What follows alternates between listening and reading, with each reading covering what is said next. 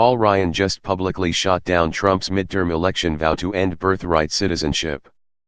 Earlier today, Axios released a stunning clip from their new interview with President Trump, in which he stated that he intends to revoke birthright citizenship through an executive order, despite the fact that it's enshrined in the 14th Amendment to the Constitution.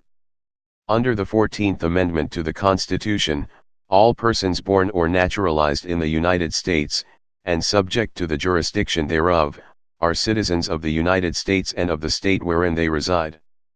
Trump is seeking to revoke this provision unilaterally. In the interview, Trump claimed that despite the fact that he's always been told that it would take a constitutional amendment to get rid of birthright citizenship, he's now convinced that this is not the case. You can definitely do it with an act of Congress, but now they're saying I can do it just with an executive order. Now, how ridiculous. We are the only country in the world where a person comes in, has a baby, and the baby is essentially a citizen of the United States for 85 years with all of those benefits. It's ridiculous. It's ridiculous and it has to end, Trump said.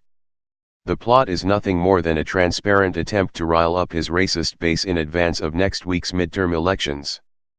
His racist supporters hate the idea of more immigrants changing the demographics of America to be less white, and revoking birthright citizenship is like red meat for them.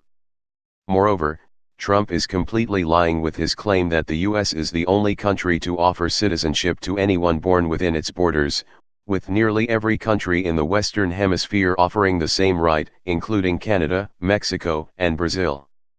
Senator Lindsey Graham, RSC, has already voiced his support for the president's authoritarian scheme.